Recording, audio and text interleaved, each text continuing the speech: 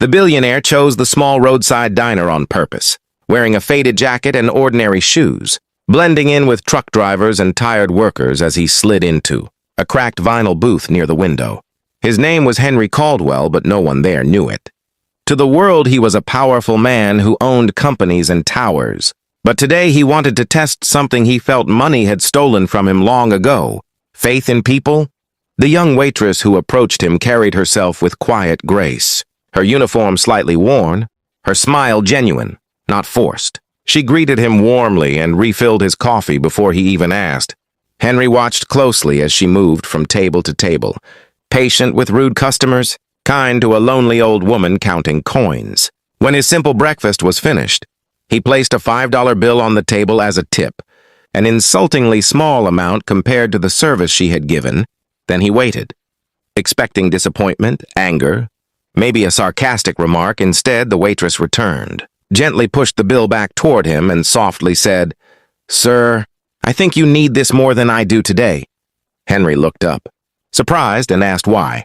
She smiled and said, "Because kindness isn't measured in money, and I don't want you leaving here thinking you disappointed me. I'm grateful for your business, not your tip." Something inside Henry cracked open. He asked her name. She said it was Lily, a single mother working double shifts to put her son through school. She spoke without bitterness, only hope. Henry asked what she would do if she had all the money in the world. She paused and said, "I'd make sure no child goes to bed thinking they're a burden." That night, Henry returned to his penthouse but couldn't sleep. Lily's words echoed in his mind louder than boardroom deals and stock numbers.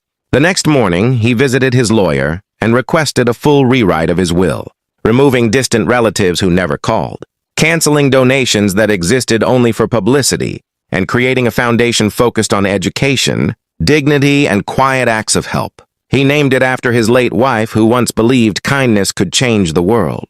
Weeks later, Henry returned to the diner, this time in a suit. The staff froze when they recognized him from the news. Lily didn't. She greeted him the same way as before. He handed her a letter instead of a tip. Inside was a scholarship for her son, a paid education for her, and a position as director of community outreach for his new foundation.